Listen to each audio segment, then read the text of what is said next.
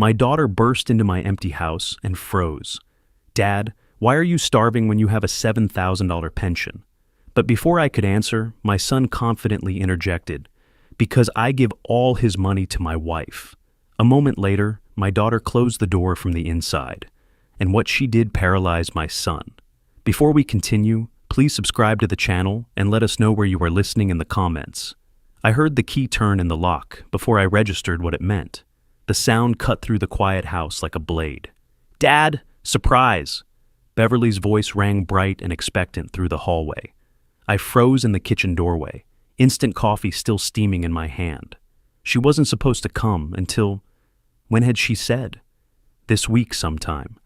I'd lost track of the days. "Dad?" I set the mug down and walked toward the entry. She stood there in the doorway, pulling a small suitcase behind her. Her face lit up with that smile I remembered from when she was 12 and won the science fair. Then her eyes tracked across the living room wall. The smile didn't exactly fade. It crystallized, turned brittle.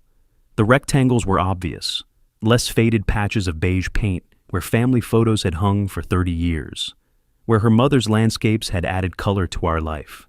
"Hey, sweetheart." I opened my arms for a hug. She moved forward, wrapped her arms around me, and I felt the moment she registered how much thinner I'd become. Her embrace tightened, then loosened quickly, like she was afraid of hurting me. When she pulled back, her eyes swept the room again.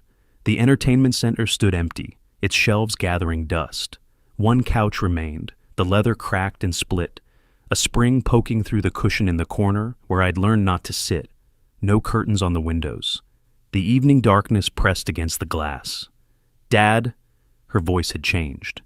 "What happened here?" The silence stretched between us like taffy. I shoved my hands in my pockets, felt the worn fabric of my jeans, the faded shirt with its small tear near the collar. "Beverly, I didn't know you were coming today." I tried for cheerful. "How was your flight? Is Mitchell with you? How's the weather in Germany this time of year?" She didn't answer. She was already moving through the room, her hand trailing along the empty wall, stopping at each rectangle of brighter paint. Her fingers trembled slightly. "Where's the TV? Where are Mom's paintings?" I downsized. Simpler life, you know? The words came out rehearsed because they were. I'd practiced this conversation in my head for months, dreading the day one of my children would notice. Beverly walked past me toward the kitchen. I followed, shoulders hunching forward automatically. She opened the refrigerator. The light spilled out, illuminating her face as she took inventory. 1 carton of milk. She checked the date. I saw her eyes narrow. 3 eggs in the door, a jar of store-brand peanut butter, white bread in a plastic bag. That was it. She closed the refrigerator carefully. Opened the cabinet above the counter, generic cereal, half a box. Opened the next one, 2 cans of soup, the next, empty, the next, empty. "Dad?" She turned to face me, and I saw my daughter the lawyer, not my little girl.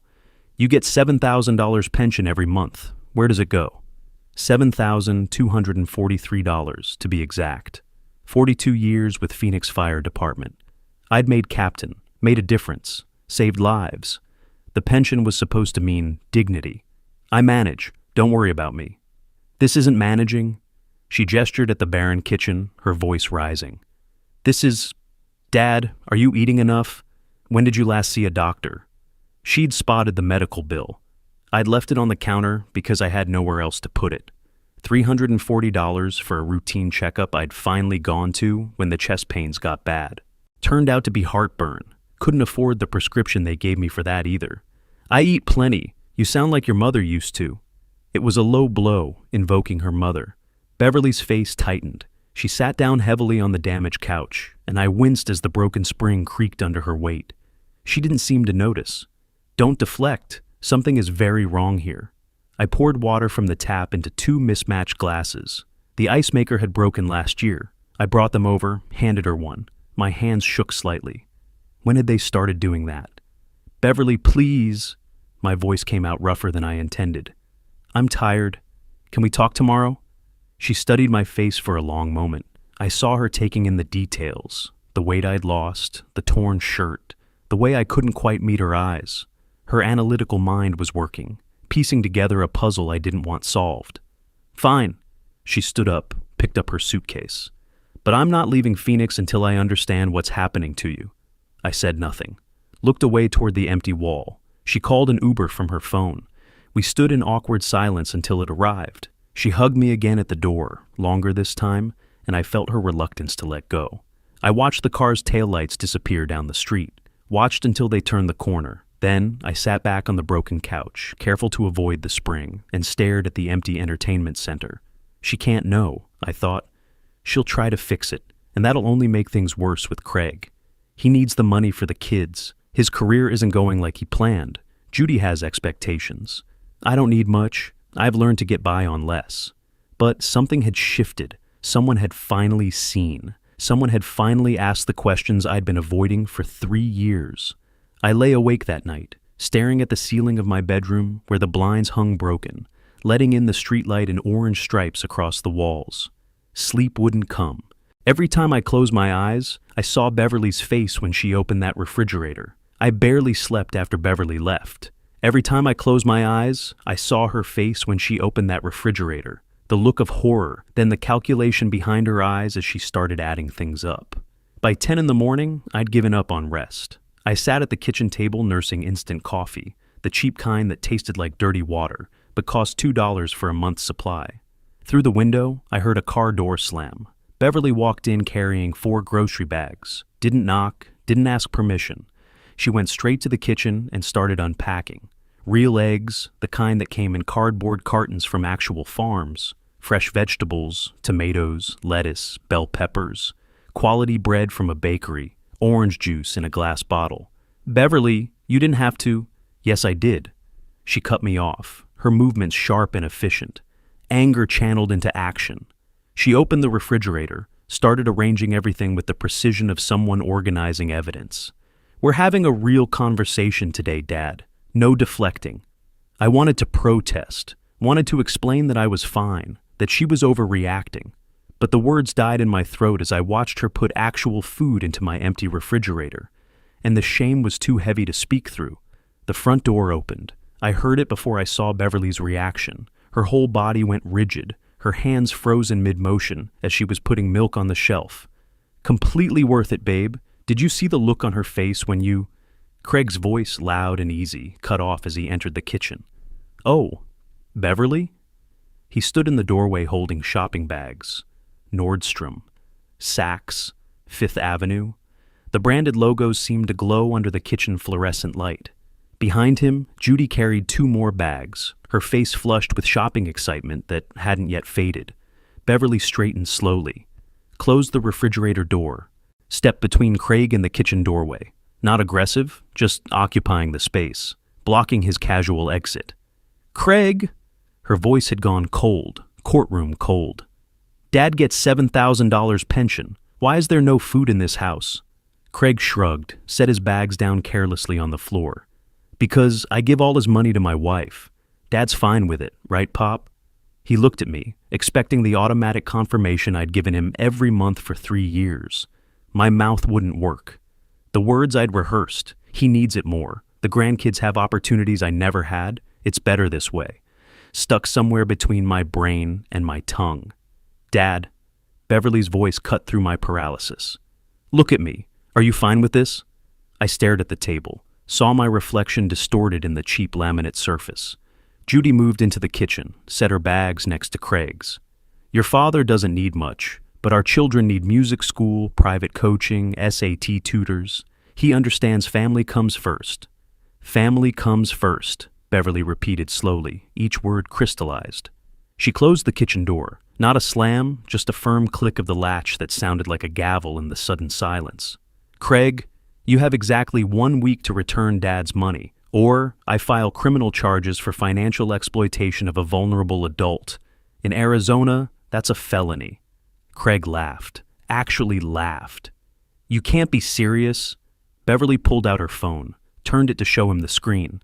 I couldn't see what was on it from where I sat, but I saw Craig's face change as he read. The laugh died. His skin went from amused ruddy to pale in seconds. Do I look like I'm joking? Beverly's voice had dropped even lower, each word precise. You'll lose your job, your house, everything. 1 week. Beverly, come on. Judy's voice had lost its confident edge. "We can talk about this. The kids genuinely need private SAT tutors?" Beverly cut her off. "Music school, while your father-in-law eats expired food and can't afford his medication? Get out. Both of you, now." Craig looked at me, his face a mixture of panic and betrayal, like I'd somehow engineered this confrontation instead of tried desperately to hide it. "Dad, tell her—" I wanted to speak, wanted to explain that it was complicated, that I'd volunteered, that keeping the peace in the family mattered more than my comfort. My mouth still wouldn't work. Years of keeping quiet, of nodding along, of accepting less, so Craig could have more. It had trained my voice into silence. Beverly opened the kitchen door. "Out."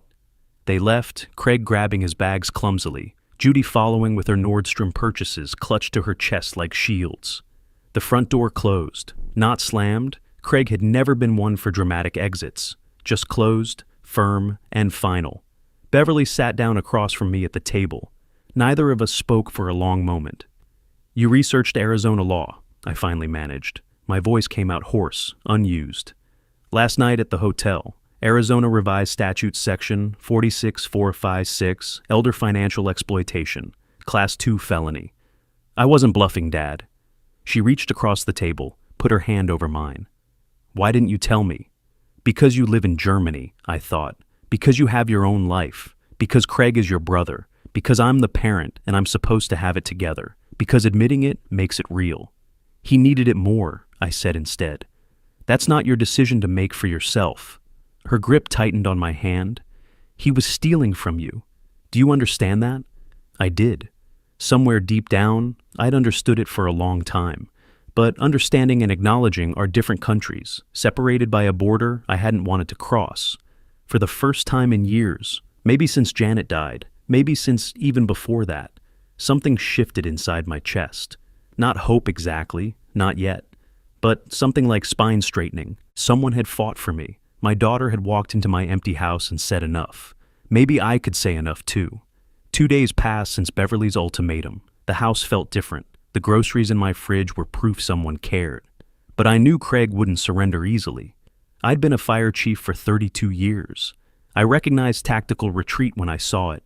I was drinking real coffee. Beverly had bought the good kind, the kind that actually tasted like coffee. When she arrived carrying a leather portfolio I'd never seen before. Ready to take control? She spread paperwork across my kitchen table. We drove to the Chase Bank branch on Camelback Road. The building looked like every other bank, but walking through those doors felt like crossing into foreign territory. The officer who helped us was a professional woman in her mid-40s, her name tag reading Samantha Chen. "Mr. Patterson, I'm setting up a personal checking account with your name only," she typed efficiently. "No joint access. Your pension will redirect here starting next month." Beverly's hand squeezed my shoulder. Silent support. No words needed. "You can add authorized users later," Chen continued, "but I recommend keeping this account solely in your name initially." "Just my name." My voice came out stronger than I expected. "That's exactly what I want." My hand shook signing the documents, but I signed them. Chen notarized each page with her official stamp, and something shifted in my chest. I was reclaiming something I'd given away, without realizing how much it had cost me. Driving back, Beverly asked, "How do you feel?" "Like I can breathe again." I forgot what that felt like. We returned home mid-afternoon. Beverly started preparing dinner. Actual dinner, chicken with vegetables, and the smell filled the house with something I'd almost forgotten. Normalcy. The possibility of comfort. The front door opened without warning. Craig entered with Emma and Lucas. Both children had tear-stained faces, eyes red and swollen. Craig's expression was calculated sadness, the kind that didn't quite reach his eyes. Emma ran to me, her small body colliding with my legs. "Grandpa, Daddy says you don't love us anymore. Why won't you help us?" Lucas followed, his voice breaking. "Are we going to be homeless?" I felt my heart crack. These were my grandchildren. I'd held them as babies, taught Lucas to ride a bike, helped Emma with her multiplication tables. Hearing their fear, even if coached, nearly destroyed my resolve. "Sweetheart, My voice broke. Beverly stood from the kitchen table, moved to the doorway. Not aggressive, just occupying the space, blocking Craig's path. Craig positioned the children in front of him like human shields. Dad, the kids are devastated. Is this really what you want? To hurt your own grandchildren? My hand reached automatically for my checkbook. Old reflex. Stop the pain. Make it better. I'd survived burning buildings, pulled people from wreckage, faced death without flinching, but my granddaughter's tears nearly destroyed me. Beverly caught my wrist gently. Craig, you earn $65,000 yearly. That's more than enough for your family. My father isn't responsible for funding your lifestyle beyond your means. You don't understand, Craig started. The front door opened again. Judy swept in, makeup smeared dramatically, tissues clutched in one hand. Perfect timing. Staged. How are we supposed to afford anything now? Her voice pitched high, theatrical. We're pulling the kids from music lessons, canceling sports registration. They'll fall behind their classmates. Is that what you want, Ray? Your grandchildren to suffer? Private music lessons aren't necessities. Beverly cut through the performance. Public school sports are free. SAT prep can wait until high school. Judy's face shifted, the victim act collapsing when confronted with logic. She pivoted. You're turning him against his own son. You only care now because you want his inheritance when he dies. The words hit like physical blows. Low, intentional.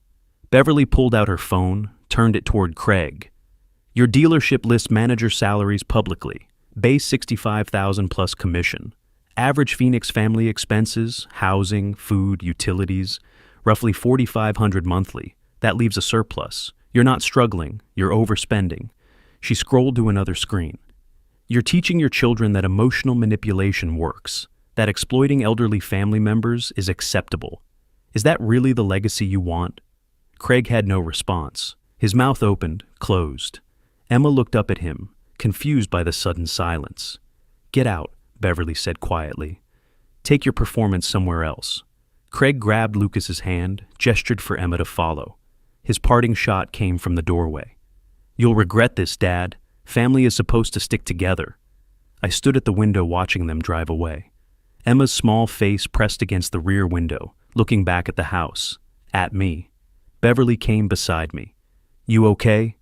I nodded slowly. The movement felt heavy, weighted with years of accumulated guilt and confusion. For the first time in years, yes. I have to return to Germany in 3 days. She said it gently, but I felt my stomach drop, alone again. But before I go, I'm leaving you instructions, everything you need to keep fighting. That night, Beverly typed while I watched. A detailed document grew on her laptop screen. Banks to call, lawyers to consult, records to keep, steps to follow. She printed it, highlighted key sections, handed it to me like a field manual. I read it 3 times before bed. 72 hours later, I stood at my doorway watching Beverly's Uber disappear toward the airport. In my hand, that document. The house felt empty again. But this time, the emptiness was different. This time, I was armed. The house felt emptier after Beverly flew back to Germany, but different than before. This emptiness was mine, chosen, not imposed. I sat at my kitchen table with her instructions spread out like battle plans. Because that's what they were. 5 days had passed since she left. Craig and Judy moved through the house like ghosts, present but separate, our conversations reduced to necessary pleasantries. They hadn't confronted me about the pension yet, but I knew they'd checked the account. I'd seen Craig's face when he came home from the bank, that tightness around his mouth. First item on Beverly's list? Find family law attorney, not someone Craig knows. I circled it with blue pen, picked up my phone. 32 years fighting fires, but making this call felt harder than running into burning buildings. My hand hovered over the screen. I dialed. 3 law offices later, I had an appointment. Margaret Chen, family law specialist. Tomorrow afternoon, 2:30. That evening, I began hunting. Craig and Judy were at Lucas's soccer practice. I moved through the house methodically, documenting evidence with my phone camera. A Nordstrom receipt in the bathroom trash. $847 charged to my card. Judy's spa bill on the kitchen counter. $320. A restaurant receipt from Mastro's Steakhouse tucked in Craig's jacket pocket. $286 for a Tuesday night dinner.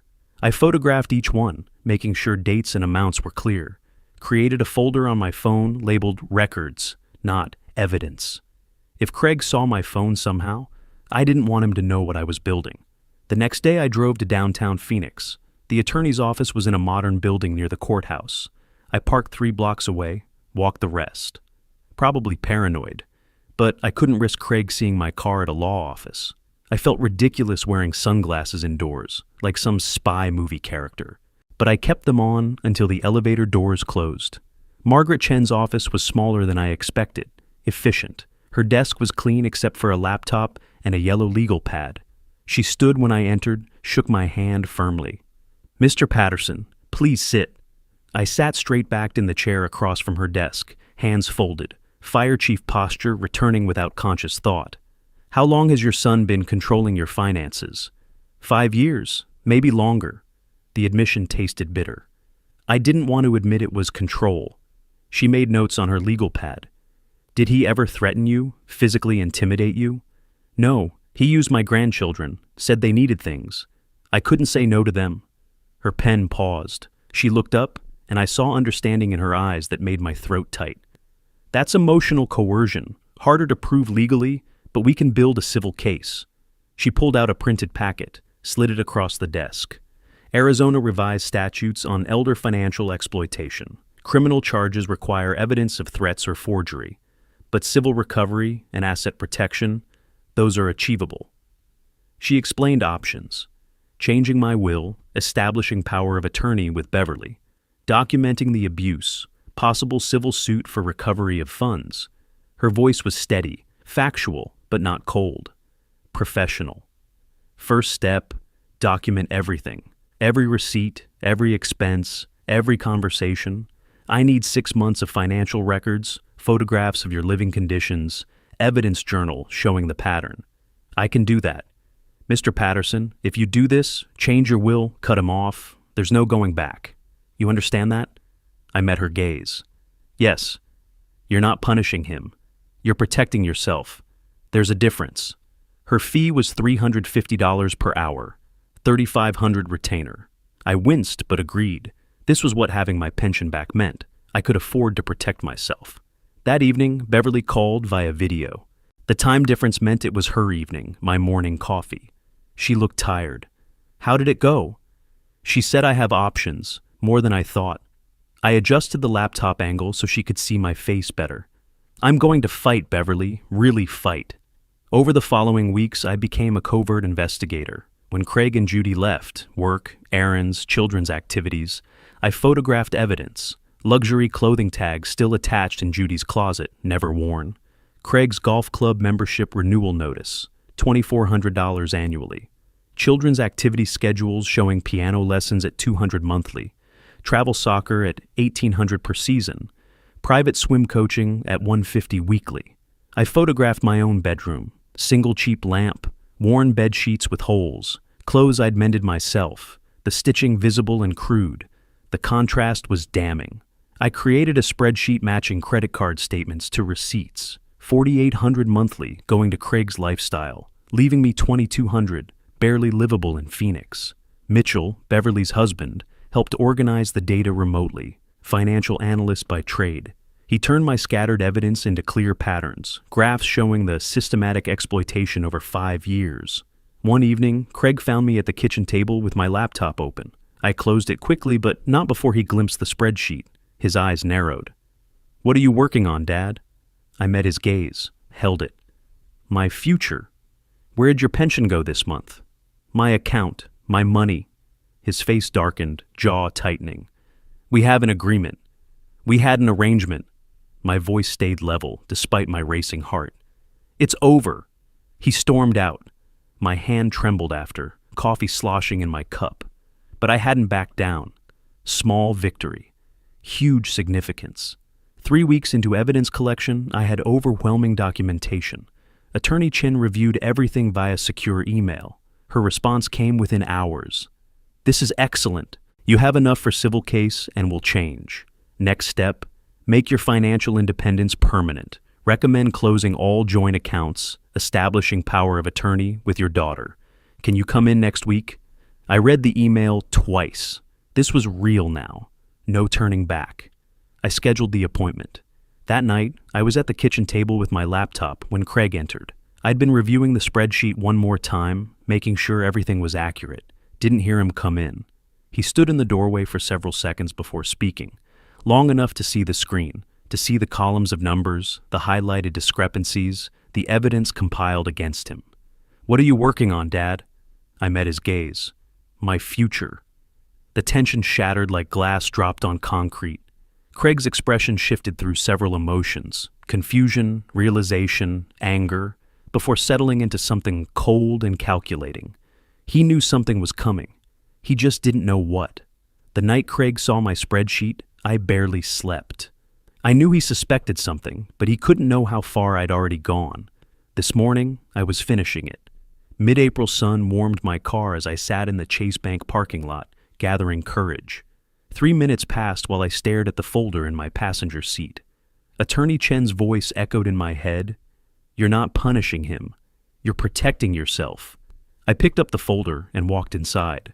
Sarah Martinez, the bank manager, met me in her office.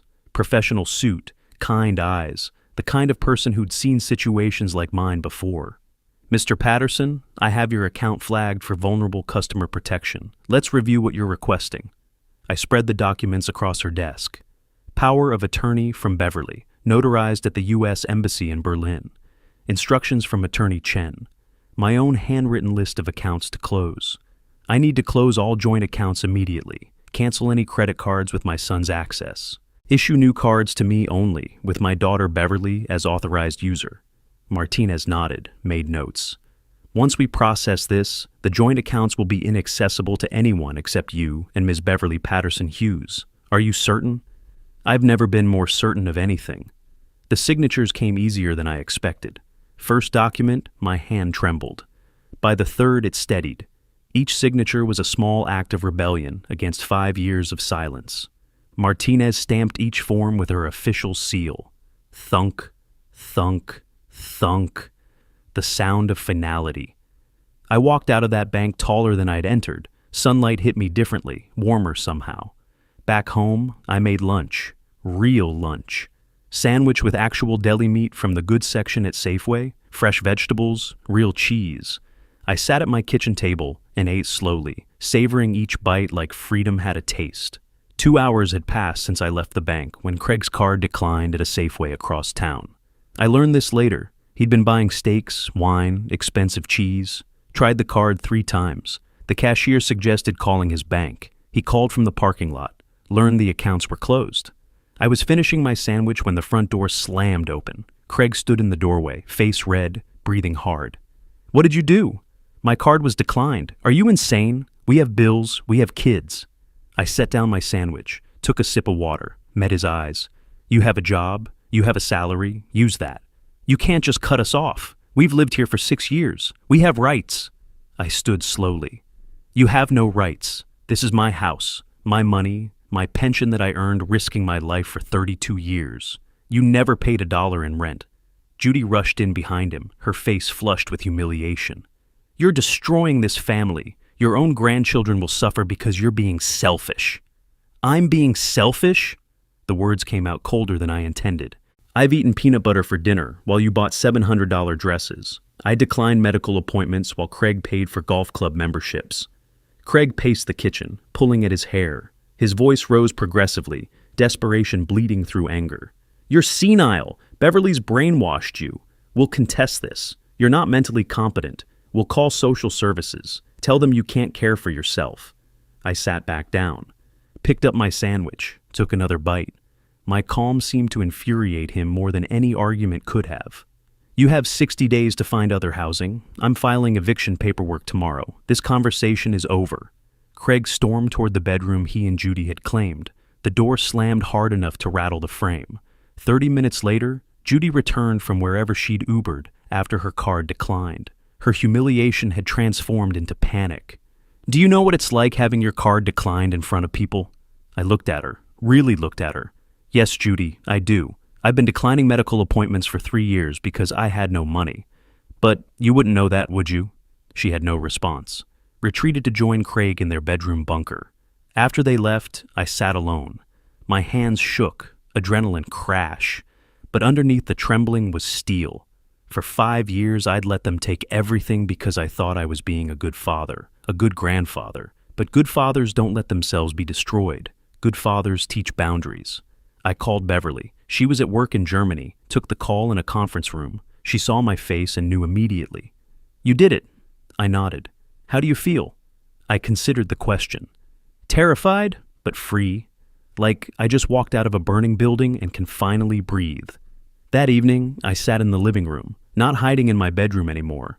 Behind closed doors, I heard Craig and Judy arguing, muffled shouting, Judy's crying. Craig's angry responses getting louder, then softer, then louder again. My phone rang. Unknown number. I answered. "Mr. Patterson?" The voice was smooth, condescending. "This is Robert Simmons. I represent your son, Craig. I'm calling to inform you that we'll be challenging your eviction attempt. My clients have established residency and—" I interrupted.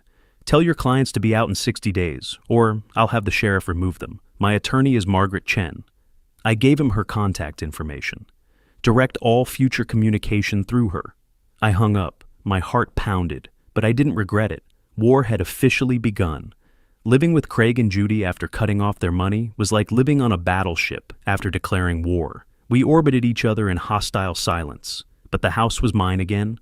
I could feel it. 3 weeks had passed since the financial cutoff. Early May brought desert heat that made the tension inside feel even thicker. I was making breakfast, eggs, toast, real coffee, when the doorbell rang. Registered mail. I signed for the thick envelope, recognizing Attorney Chen's return address. Inside was the formal eviction notice. Official, legal, irrevocable. I had to serve it to Craig and Judy personally. Arizona law required direct delivery. I drove to Chen's office that afternoon. She had the paperwork spread across her desk, highlighting key sections as I arrived. Notice to vacate, citing non-payment of rent and no lease agreement. You're reclaiming your property. Arizona law is unambiguous here. Craig's attorney will fight it? Of course. He'll probably argue oral lease agreement or adverse possession. Neither applies. No rent, no lease, no rights. She leaned back in her chair. Elder financial abuse cases often involve family interference, Ray. Extended family will call. They'll hear Craig's version first. Expect that. I signed the eviction notice. My signature was firm now, no hesitation. Progression I could measure in pen strokes. Back home, I found Craig and Judy in the kitchen eating food they had bought with Craig's actual salary. First time in years, they'd paid for their own groceries. I approached the table, extended the paperwork. "This is official notice. 60 days from today." Craig snatched the paper without reading it, threw it on the table dismissively, but Judy picked it up, read it. Her face drained of color. "You're really doing this?" Craig's voice was hollow. "Throwing your own son out. You've changed, Dad. You're not the man I knew." "You're right. I'm not. I'm the man I should have been 5 years ago." Within days, my phone started ringing. Distant relatives, family, friends, people who hadn't called in years, suddenly concerned about my well-being. Uncle Tom, "You're being cruel. Family takes care of family." Former neighbor Carol, "I heard you're kicking them out. Those poor children." Craig's godmother, Barbara, "I've known you 40 years, Ray. This isn't like you." Each call was painful. Some I explained my side to, calmly. Others I simply said, "You don't know the full story," and ended the conversation. The worst call came from my sister Linda in Florida. "Ray, Craig says you're throwing them on the street. Your own grandchildren. What's gotten into you?" "Linda, when's the last time you visited me? 3 years? You don't know what I've been through. Craig stole $300,000 from me over 5 years. He can tell you what he wants. I know the truth. Mom would be ashamed of you." The words hit like a physical blow. Our mother had been dead 12 years. Mom taught me to stand up for myself. I'm finally listening. Linda hung up on me. I screened calls for 3 days after that. But I didn't stop living. I went to Costco, filled a cart with real groceries, steaks, fresh fruit, ice cream, good coffee. The cashier commented, "Big family?" I smiled. "No, just me, making up for lost time." I stopped at the cable company, restored full service. Scheduled a doctor's appointment, first in 3 years. Dr. Patel was a small woman with sharp eyes. She ran blood tests, checked my vitals, asked questions I'd been avoiding. "Mr. Patterson, your blood pressure is dangerously high. And you're showing signs of malnutrition. How long has this been going on? Too long, but I'm fixing it now. She prescribed medications I could finally afford, ordered follow-up tests, asked what had changed. I took my life back. Meanwhile, Craig and Judy weren't passive. Through the walls, I heard them plotting. Craig filmed me with his phone whenever we crossed paths, documenting everything for his attorney. Judy posted vague messages on social media about family betrayal and elder confusion. Beverly monitored it, warned me. They're trying to build a public narrative that you're incompetent. Craig's attorney sent a letter to Chen demanding I pay their moving costs, claiming constructive eviction. Chen called me, read the letter aloud, then laughed. He's grasping. The law doesn't support any of this. Stay the course. I met with Chen again mid-May. She reviewed Craig's attorney's response point by point. He's claiming oral lease agreement. Arizona requires written lease for enforceability beyond month to month. He paid no rent. He has no lease. The law is unambiguous. The family calls keep coming. Elder financial abuse cases often involve family members siding with the abuser. It's common. They don't see the evidence you've collected. Stay focused on facts, not emotions. That evening, I sat on my newly purchased couch, modest but comfortable, my choice, watching the news on my restored cable. The phone rang again. Another relative. I let it go to voicemail. Behind closed doors, I heard Craig and Judy arguing. We have 3 weeks left. We need to actually look for places. Judy's voice cracked with reality. My attorney says we can drag this out, make him regret. He has a real attorney, Craig. We have Robert Simmons from a strip mall. We can't win this. First crack in their united front. I felt no satisfaction, just tired determination. Tomorrow I had another appointment with Chen. We were discussing the next phase, changing my will permanently. The eviction was one battle. The war had more fronts to fight. I sat at my kitchen table drinking good coffee, my choice, my money, when the phone rang. Attorney Chen's office number. Mr. Patterson, I've arranged for an adult protective services assessment. A social worker will visit your home to document your living conditions over the past years. This will strengthen our case considerably. My stomach tightened. A stranger judging my life, cataloging my failures. This isn't an investigation of you, Chen continued, reading my silence. It's documentation of what was done to you. There's a difference. 2 days later, Diana Foster arrived, professional woman in her 50s, carrying a camera and iPad. She shook my hand firmly. Mr. Patterson, I'm here to understand your situation and document what you've experienced. May I come in? I led her through the house, showed her my bedroom, sparse, minimal furniture, cheap lamp. I pulled out my phone, showed her photos from February when Beverly first arrived. The contrast made Diana pause. May I photograph this? I nodded. She documented everything methodically. Empty walls where family photos once hung, my medical bills folder, years of unpaid statements, prescription bottles recently filled after years of going without. The refrigerator, now full, stark contrast to what it had been. We sat at the kitchen table. She interviewed me for 90 minutes, taking notes constantly. I need to ask directly, did your son ever threaten you physically to get your money? No, he used my grandchildren, told me they needed things. I couldn't refuse them.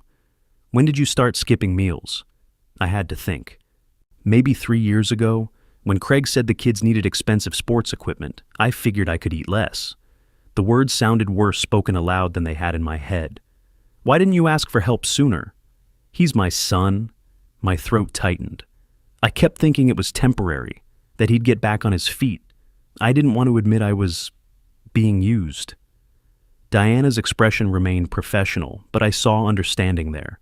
Mr. Patterson, you're a victim of financial elder abuse. What happened to you isn't your fault. Hearing those words from an official government employee made something crack inside me. I wasn't crazy. I wasn't selfish. I had been genuinely exploited. Diana requested my medical records. I signed the release form. She contacted Dr. Patel's office right there, arranged for documentation of everything. The malnutrition, the skipped appointments, the stress-related conditions. She measured my bedroom, measured Craig and Judy's larger bedroom, noting the furniture bought on my credit cards. Physical inequality, documented with a tape measure. I opened my filing cabinet, pulled out 5 years of bank statements. Diana's professional neutrality shifted as she reviewed them, Her jaw tightened. "This is substantial." The front door opened. Craig froze, seeing Diana, her official camera, her APS identification badge visible on her lanyard. He retreated to his bedroom without speaking. Diana noted it in her report. Before leaving, she told me her conclusion. "Mr. Patterson, based on what I've documented today, I'll be filing a formal report of financial exploitation by a family member. This report will be submitted to the court and to your attorney. Will this help my case? My report will document clear evidence of financial exploitation and neglect. Combined with your attorney's evidence, it's compelling." That week, I received official notice. Court hearing scheduled mid-July. Specific date, specific time, specific courtroom. I called Beverly that evening. "The hearing's set. I'm already booking my flight. I'll be there, Dad." Knowing I wouldn't face this alone strengthened something in me I thought had broken. That night, I overheard Craig and Judy arguing. "That was Adult Protective Services, Craig. Do you understand what that means? They think we abused him." "We didn't abuse anyone. He gave us that money willingly." "Willingly? You guilted him with the kids every single time. And now there's a government report saying we exploited him." "My attorney says," "Your attorney is worthless. We need to try something else." 3 days after Diana's visit, Judy approached me. Craig was at work. She sat at the kitchen table, crying, possibly genuine this time. "Ray, I know things got out of hand. I know we took too much. I'm sorry. I really am. Can we just start over? We'll pay rent going forward. We'll budget better. We'll give you space. Please don't go through with the eviction. Think of Emma and Lucas. They love you." Part of me wanted to believe her, wanted family peace, but I'd learned to recognize manipulation. "Judy, you're not sorry you did it. You're sorry you got caught. You're not apologizing for 5 years of taking my money. You're asking for another chance to keep living here rent-free." "I'm trying to make amends. What do you want from me?" "I want you to leave in 3 weeks like the court will order. Find an apartment, live on Craig's salary, learn to budget, grow up." Her tears turned to anger.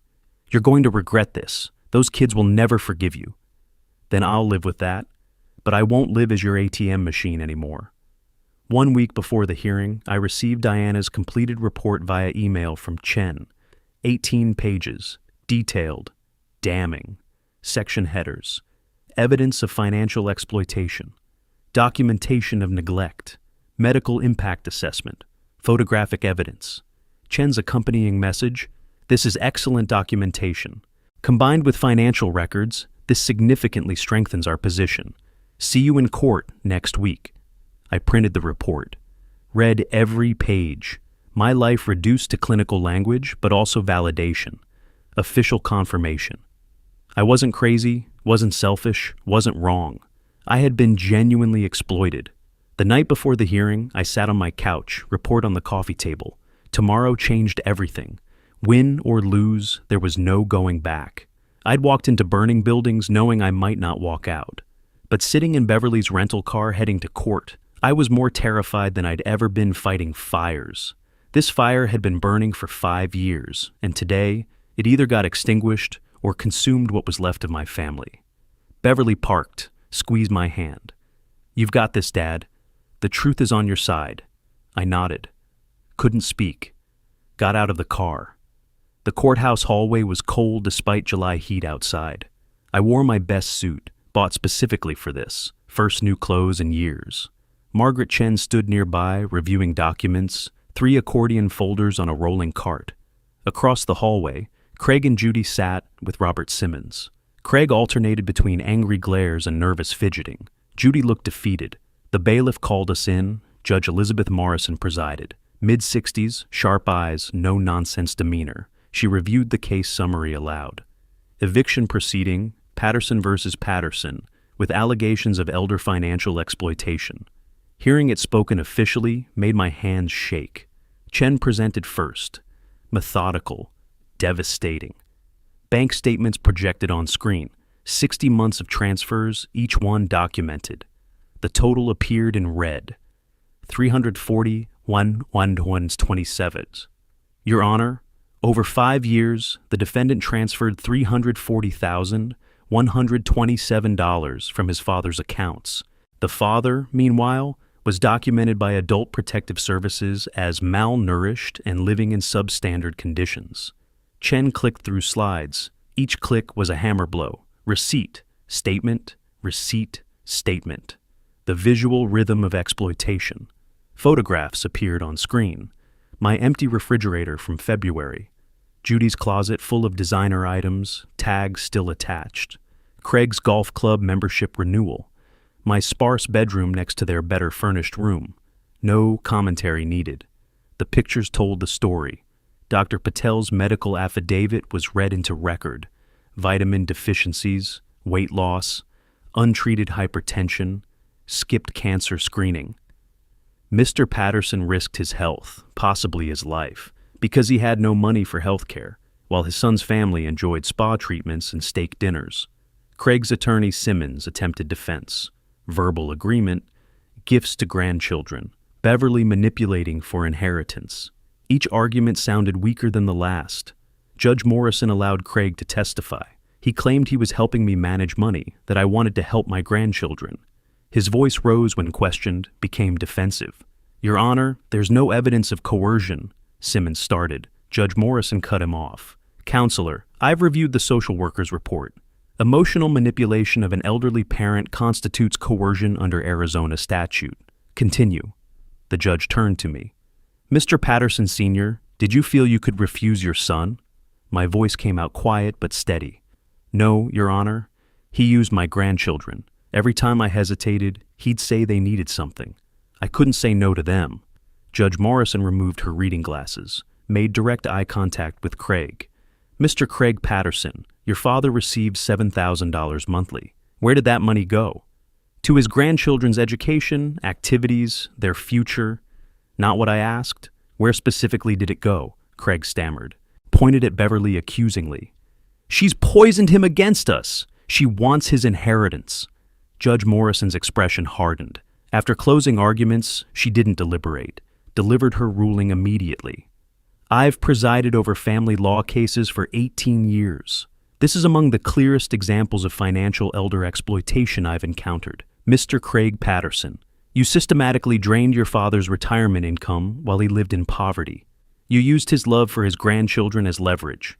You provided no compensation, no care, no gratitude. Her words fell like stones.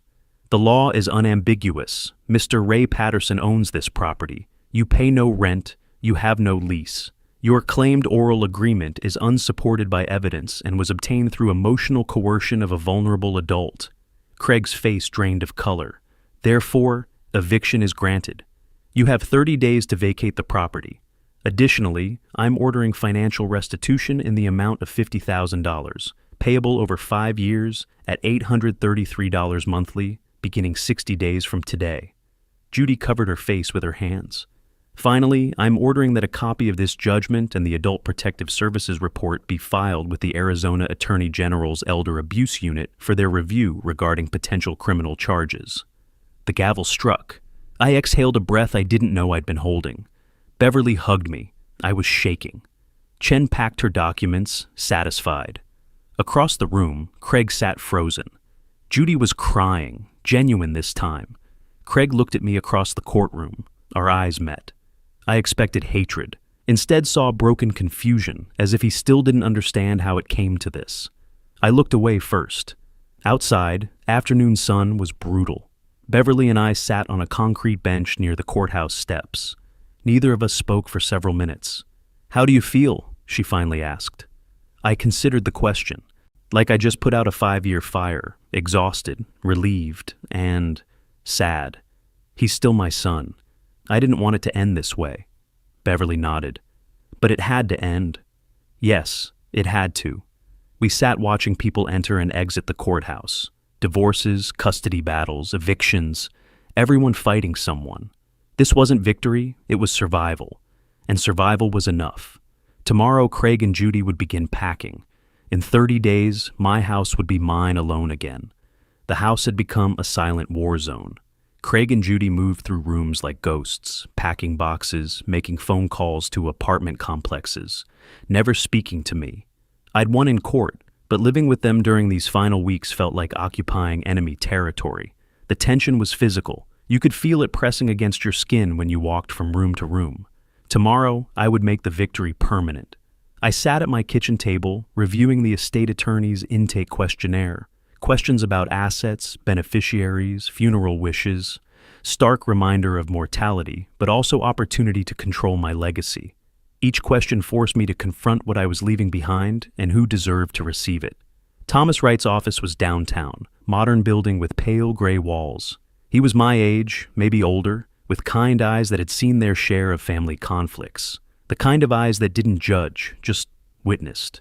"Mr. Patterson, you're certain about this distribution? Once you sign, this becomes your legal will." I looked at the document spread before me. My current will, written 15 years ago when Janet was still alive and Craig was a son I trusted, split everything 50-50 between Craig and Beverly. That version of our family felt like ancient history now. "I'm certain. My son stole my retirement. He doesn't deserve my death too." The words sounded harsh, spoken aloud. But they were true. Wright didn't flinch. He explained the disinheritance clause in careful legal language. $1 with explicit reason. Due to financial exploitation of testator during 2019-2025, as documented in Maricopa County Superior Court. Clinical language for 5 years of systematic theft. If he contests, this language will make it difficult to prevail. You're stating clear intent. The court case provides documentation. This isn't an oversight.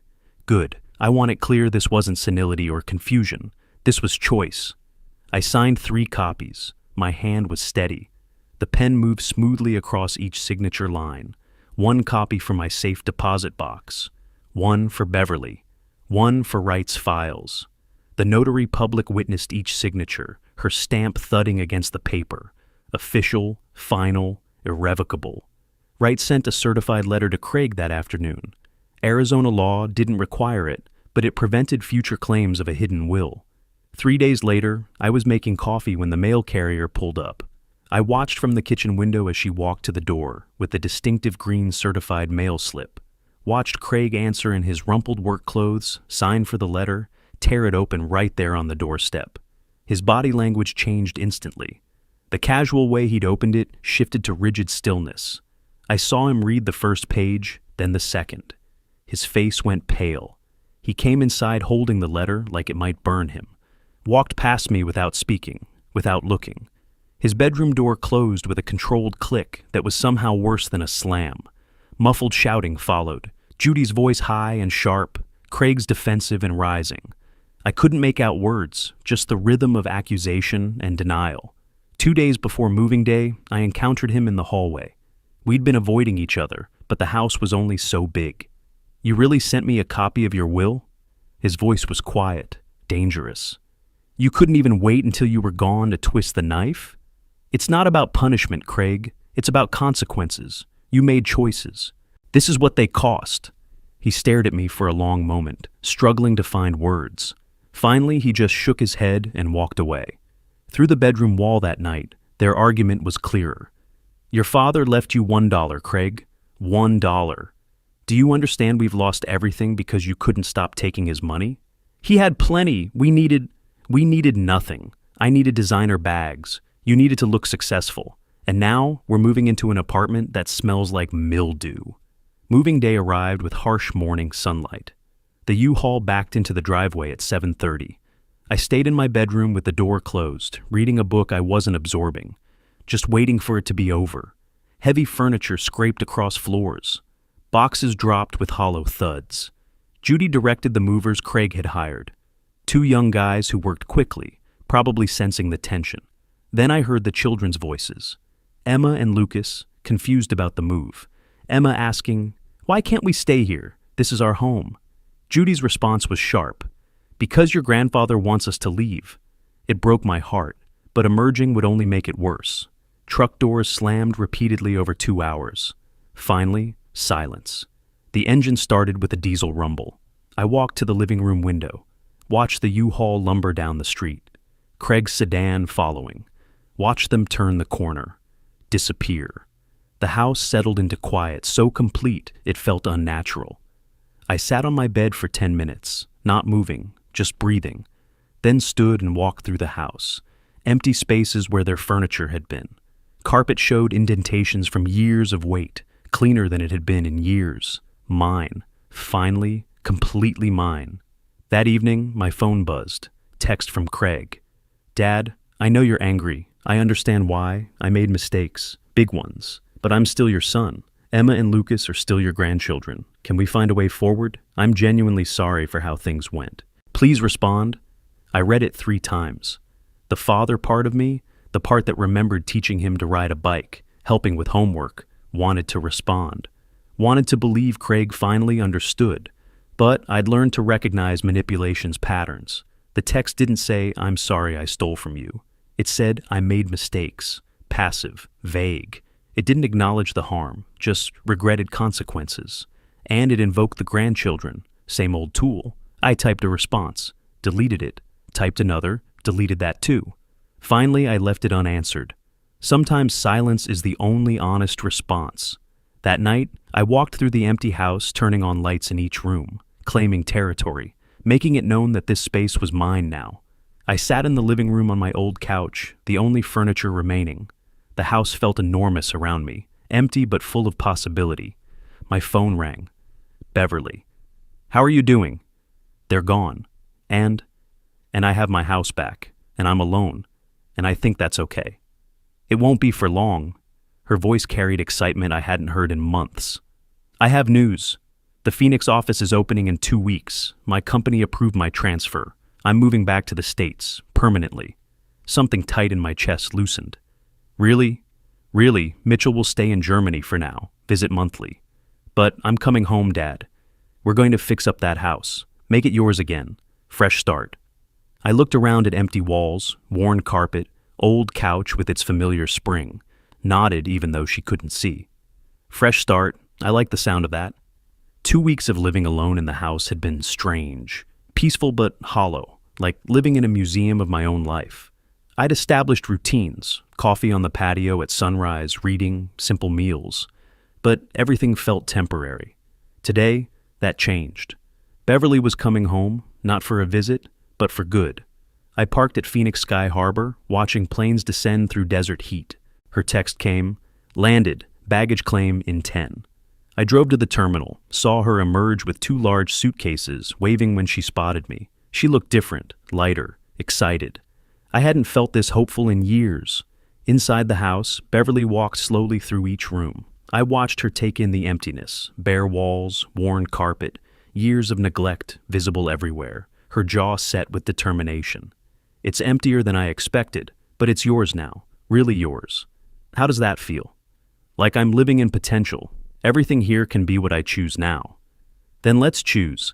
We're fixing this, Dad.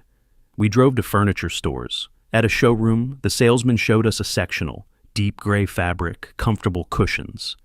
On sale, $3,200, delivery included. I hesitated. Old habit. $3,000 was nearly half a month's pension. Dad, Beverly's voice was firm.